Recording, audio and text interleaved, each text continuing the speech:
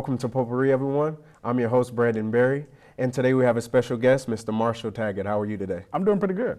How you doing? I'm doing pretty good. That's good. Thanks for having me. All right, and you are the newly elected, is it? That is correct. All right, president of the Clark Atlanta University Alumni Association. Right. And how's that been going thus far? It's going really well. Clark Atlanta University National Alumni Association, we have roughly over closely 11,000 plus members, which encompasses all of the alumni across the country and really worldwide. So it's going really well. We started July 1st, our new administration. Okay. And our theme for our administration is moving forward, making a difference together.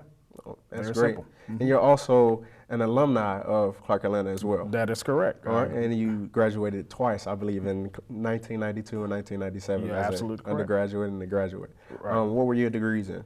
In 1992, I actually was part of the first entering class. My wife and I both entered Clark Atlanta. Of course, she wasn't my wife at that time. We were both attended classes together and matriculated for 4 years from 1988 to 1992. We both majored in accounting from the B School at Clark Atlanta University. And then I in turn went out and got some actual experience for 2 years in Orlando, Florida, and then came back to matriculate in 1994 with a master's in public administration. Okay. I did a dual concentration for urban administration and public finance management.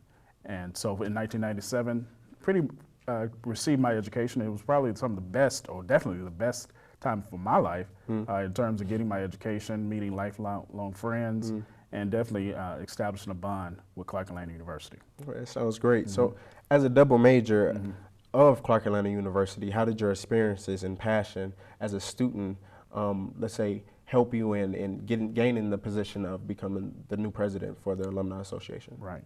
Well, it's not something that you really prepare for.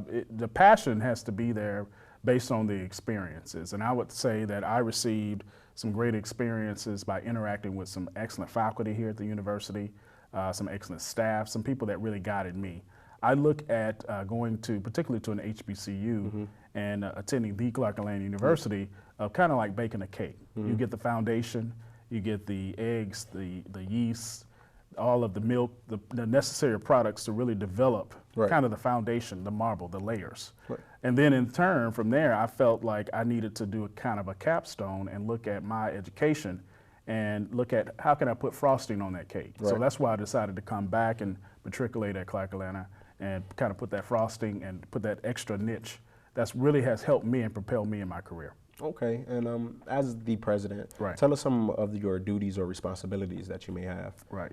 Well, with the question that you asked before, I in turn went in and worked and have always volunteered to try to give back. And from there, I've had some different offices and held some different positions and was given the opportunity to kind of really volunteer in 1992.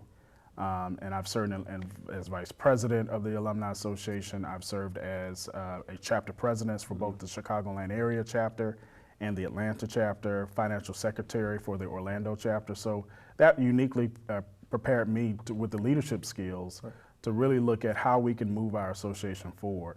So I decided and made a decision after my return from working in a position in Tallahassee, Florida, that once I came back to Atlanta and discussing it with my family and also my close friends and classmates, that the time was now to go ahead and run for the position and really try to make a difference in focusing on some very key areas that we think that the alumni, in particular our institution, that we need. Absolutely, and what are some of those plans that you would like to see institutionalized being in that position? Right, glad you asked that.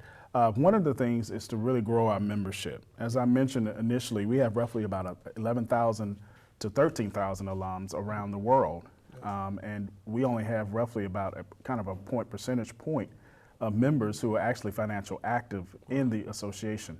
When people hear alma mater, people don't really understand what that means. Alma mater is Latin, it means dear mother. Yeah. So you in turn are making your investment in someone who made their investment in you. Absolutely. So really truly trying to establish the value proposition associated with why you should become an alumni, why it's important, and making sure that people understand that we have an obligation to kind of give back. We stand on the shoulders of giants with people who have really told with our forefathers, even before when we talk about slavery, people that in turn have really instilled a value system in us to move forward. And I think through matriculating here at the institution, one of the things that we need to do is to raise our membership. Absolutely. The second thing that the Alumni Association is focusing on is really trying to deal with a quality fundraising aspect, which is why the Tom Joyner Foundation is very, very key in terms of the relationship that we have with them and being the School of the Month for the month of August. Yes. Students need to have an opportunity to go to college. And one of the ways that they do that, they have the drive and the zest and the zeal to get into college, but you have to really have funds Yes. to be able to pay for it. Yes. I kind of look at it like you got to have the coal, to place in the engine for it to run. And without the coal in the engine, you cannot matriculate at an institution and ultimately receive your goal, which is your degree. Okay, and I want you to go a little bit more in depth Sure. for our viewers as to why it is important as an alumni to support and engage in their institution, because I don't think a lot of people who graduate, especially particularly from HBCUs, they don't really understand why it's important and why institutions like HBCUs don't thrive as much as they should, because they don't receive as much support. And that's something with you being the president, and I think they should really hear from you, because you can hear from your peers and stuff all day long, but it may be some things that we even leave out, to tell our fellow alumni why you should be more engaged in support. It makes sense, and that's a very good kind of segue to talk about kind of giving an opportunity for people to understand what would life be without HBCUs. What would you be, alumni, without Clark Atlanta University? I mean, really, if you really think about that, if this university did not exist, we would not have the number of PhDs, that pretty much are in their field. Yeah. We would not have individuals, as I look out into the audience today and I see the camera ladies that are here, we would not have black women in non-traditional fields really doing things. Because HBCUs produce pretty much the greater percentage of not only African Americans, but African American women. Yes. When you talk about individuals who are in school and of that gender. In addition, when you look at the whole aspect of if Clark Atlanta University didn't exist, you would not have a black middle class. You would not have the foundation. I mean, I look at it like CAU provided me with an opportunity not only to get my education, but it produced a black family. That's important.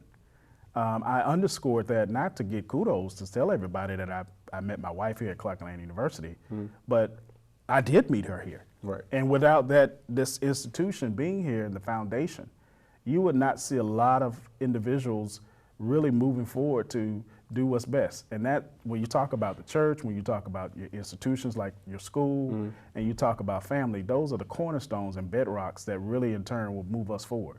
So that's why it's important to be a member of the Alumni Association. Absolutely. Because that network is very important. Absolutely. Yeah, and that's something that I even for my institution, I'm a part of both. I'm originally from Chicago, and I was a part of my alumni chapter there, and the first thing I did was, before I even moved, was make sure I got in touch with people of the Alumni Association here in Atlanta. So I make sure, even as I'm still fairly new graduate from my institution, but I made sure that I've gotten involved, and I've already given innovative ideas for them to start doing, especially to get our youth involved, because that's the thing. We'll graduate and we'll just say, that's my alma mater, but we won't go back, as alumni right away and start, giving back to our institution. So I know earlier you mentioned that Clark Atlanta was the Tom Joyner School of the Month for August. What are those? What is the program exactly, and what does that mean for Clark Atlanta? And describe some of the activities that will be taking place with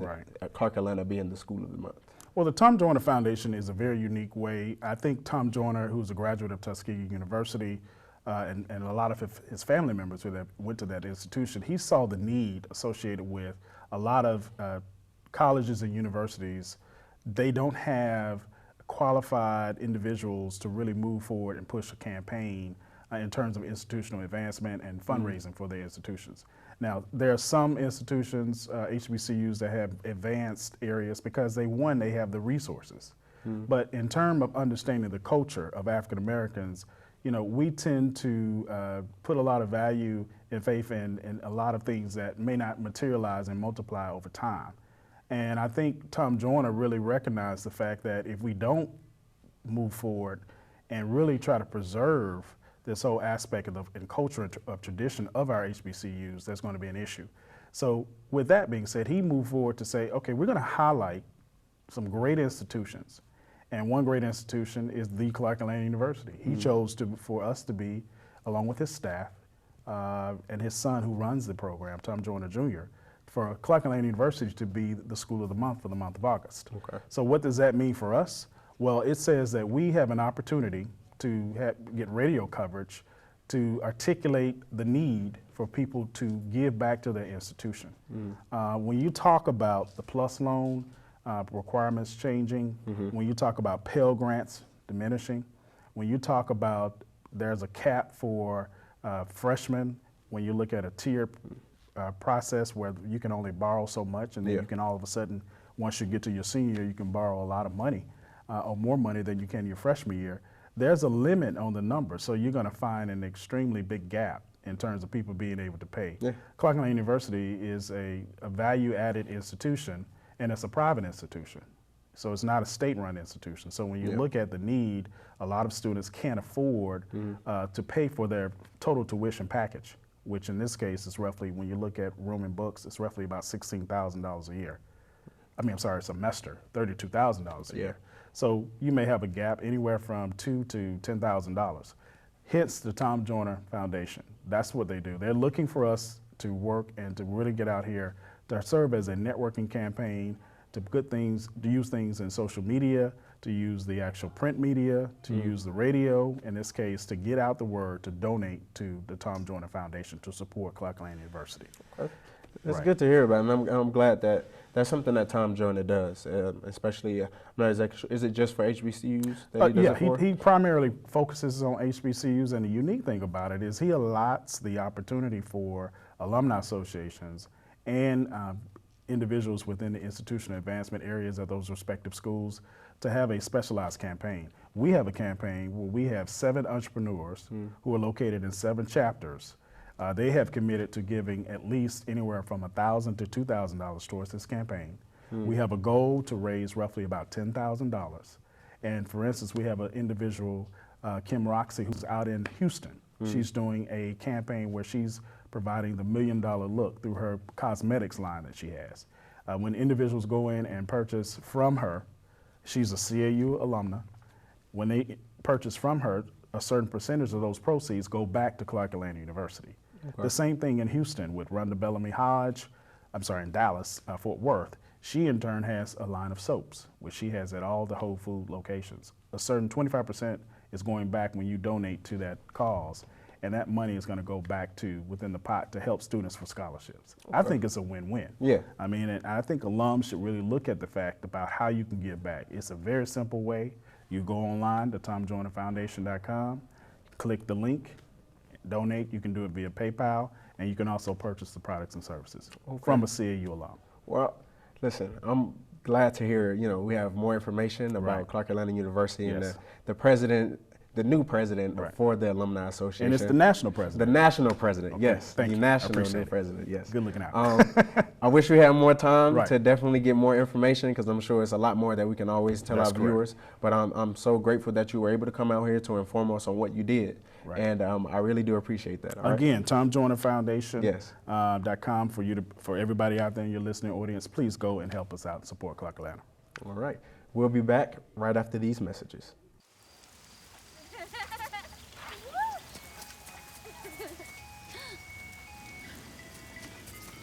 Mom, can we get some ice cream? Please, Mom, please. No, we're having dinner soon. Please.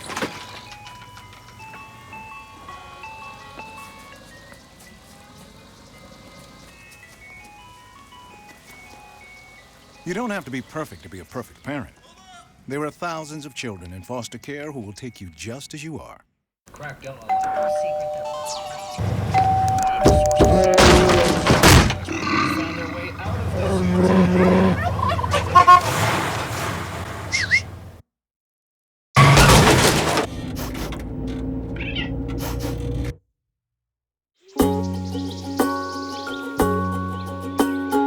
Getting closer to nature can get you closer to your family. Go to discovertheforest.org. My matchsticks, matchbox, matching tie to matching socks. You don't know why, but you're really special to match point, match game. You and I are not the same, but I can tell that you're really special to me. There's something I can give to make you laugh, to help you live. We're the perfect match, and you're really special to me. We're the perfect match, and you're really special to me. Packers. Vikings. Packers. Vikings. Vikings. Red state, blue state, vegan. Carnivore. We come from different places. Uptown. Downtown. Optimist. We come to different conclusions. Half empty. Half full. But when we live united, we create real, lasting change in the building blocks of life. The education, income, and health of our communities, Live. our families, United. even the person next to us. Live united. Real change won't happen without you. So give, advocate, volunteer, live united. Sign up at liveunited.org.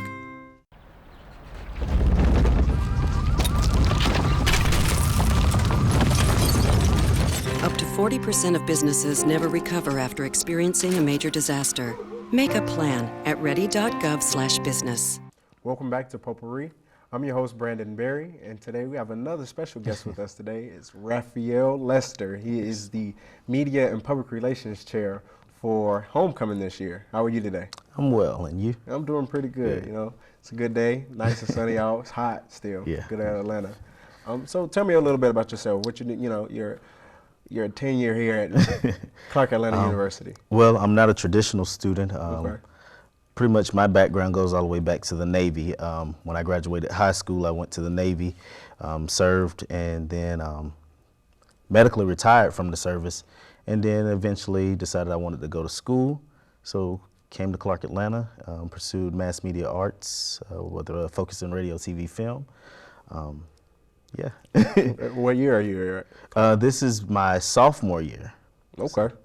All right. So as it relates to Homecoming, what are some of the different events and things that you guys have planned that you can tell us about? Well, I can tell you that we have a concert. We have a lot of things scheduled, but we can't necessarily go into depth about everything just yet. So I can't necessarily disclose all that just yet. So you don't have like any small events, like whether it's just a tailgate for the football game or something like that? we have our traditional tailgate. We have our traditional step shows, concert, and yeah. Okay. What are some of the things that partake like as or that you're responsible for as the public relations chair for Homecoming? Well, I'm not actually the chair, but I am the representative for media and public relations, and I'll pretty much be representing the talent that's coming to CAU for this year's Homecoming. Okay, and what is some of the legwork is that? I mean, over the summer we've been working with pretty much different artists in their bookings, and also we've been working with the school as well, the Alumni Association, to make sure that we properly get the word out this year so we'll have a nice turnout. And yeah, so it's pretty much just been promotion. And then over the summer, since everybody wasn't in town, we've been holding countless phone conversations and conferences. How long is you guys' Homecoming typically? Like? It's a week long. It's a week long? It's actually the last week of October this year. So. Okay, so the 30th until the game is on the 1st, which is that Saturday, but we start that Sunday. Who do you guys play Sunday. I actually haven't looked at the schedule, so I'm not necessarily 100% sure, but hopefully we pull it off this year. Okay, and I know you say you can't talk too much about the different artists or anything like that that are coming. Okay, so as it relates to this year's Homecoming, what are some of the things that are different that will be going on that you can't talk about that are different from last year's Homecoming? Well, I mean, just pretty much the SGA, all that stuff is different. So everybody has different concepts, different ideas. The coordination is going to be great this year. Just the theme itself, everything is going to be a lot different. Okay. And this is your first time in leadership here at Clark Atlanta? This isn't my first time in leadership. I'm still currently the Mr. CAU Suites. Okay. But this is my first time on Homecoming Committee. Okay, and how were you exactly appointed to getting in that position? Well, being in media, I've worked with Newsbreak 23 here at CAU TV. I'm also featured on The Game, Season 7. Okay. And I've also worked with Tyler Perry Studios on plenty of his projects.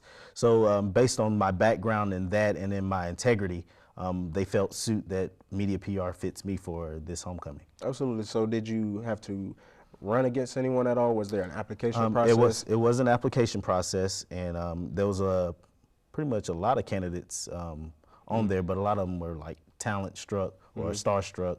So it was more of, I've been in the game for a while, so it's like, it's just work. So with the application process, did you have to do any campaigning or anything like that? Or when no, did you actually find out that you were appointed? It wasn't an election process. I didn't have to campaign. It was more of after the application process, you go into your interviews and you have series of questions.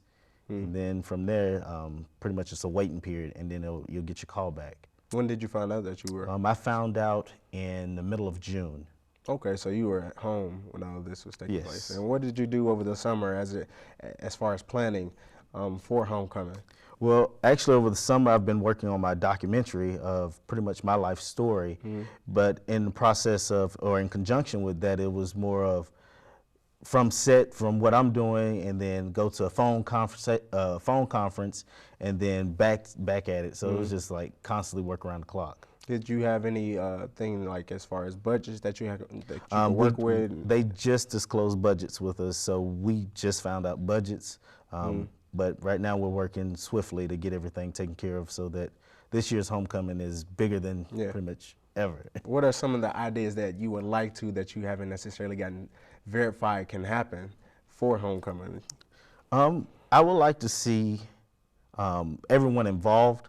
I mean, last year we had a nice turnout due to that it was all three HBCUs celebrating it. Morehouse, Clark, and Spelman. So it was a nice turnout, but you don't necessarily know how many from each school came. But this year, due to that it's ours solely, I would like everybody to get involved, everybody to be engaged in whatever we have going on. What about activities that you would like to happen? Activities, I would like to see like powder puff football games, kickball games, maybe inflatables, just pretty much making everybody enjoy homecoming as a whole. Yeah, no, I know some of the things that we did at my institution. We had different, outside of the tailgating that involved just not the alumni, but the students as well. We did like carnival days, and of course we had a lot of vendors that would come out and things like that. So, you know, I'm just really interested to see what you all have that would be similar to what we had at my school for homecoming. And you did say, so when is everyone else's homecoming? I know it's not, you may not necessarily know that, but since last year everyone was together. I think Morehouse is a week before us and Spelman's a week after us. Okay, yeah. And what were the build-up points to that? How was that something that the three schools decided that you all wanted to do, was to have one big homecoming together? I wasn't actually on that committee, but I'm assuming that's what they came to. It was our 25th year anniversary, so of course we wanted to do it big, so we were trying to hold it down for the AUC. I understand that. Yeah, I came out last year and I participated in some things like that. I have a cousin who actually attends Clark Atlanta University, and this is her senior year, so you know, she invited me down, and I definitely was able to come down. And this year I'm looking forward to coming down to you guys'. I went to HBCU as well, so I love my HBCU. You know, it's not my HBCU, the best HBCU, but you know, so you know, I'll be looking forward to a lot of different activities. I'm sure when will the list, as far as, you know, when the homecoming activity list or schedule will be going up for? We will be starting to put everything out like mid-September. So mid-September you'll start seeing everything, and then pretty much people can purchase their tickets and whatnot. And since I'm the media PR this year, pretty much all the media outlets will be reaching out to me to get media coverage of this event. Okay, and how are the tickets and things like that handled? I know particularly at my school we did like packages sometimes where you can purchase all of the events in one package for a certain amount, or you can you know, you can purchase them separately, or how does that work? It's actually going to be the same concept. We're going to give, there's a limited amount of packages we're going to be selling, and from there, it's more of, if anybody comes after that date, you just buy them singly. Okay. And you say, I know it's a step show and all that. How much does that stuff typically cost? Typically around a college budget for students, like roughly $10. Okay. So it's not gonna dig too deep. Okay. Well, We thank you so much for coming out today and informing us on a lot of the homecoming activities that you all will, or your involvement with the homecoming committee. So thank you again for coming out and informing us about your involvement with homecoming committee. And we'll see you next time, okay? All right. Thank you for tuning in to Potpourri. Again, I'm your host, Brandon Berry, and we'll see you next week.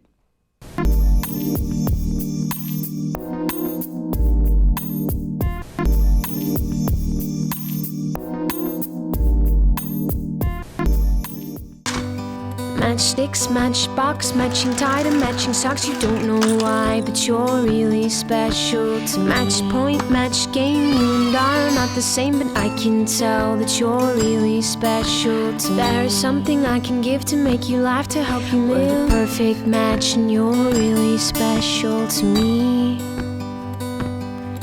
We're the perfect match, and you're really special to me.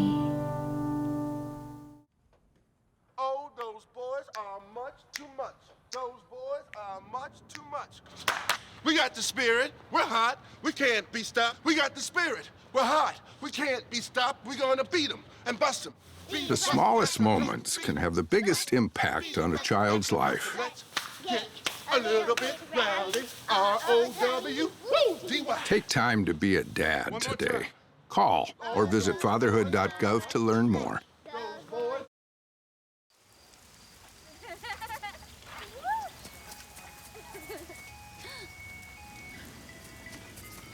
Mom, can we get some ice cream? Please, Mom, please. No, we're having dinner soon. Please.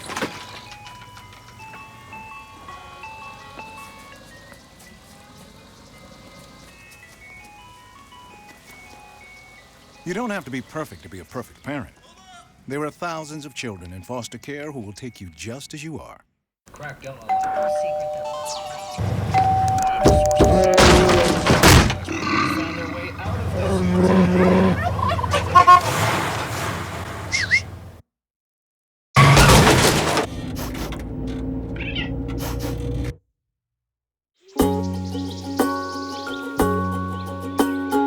Getting closer to nature can get you closer to your family.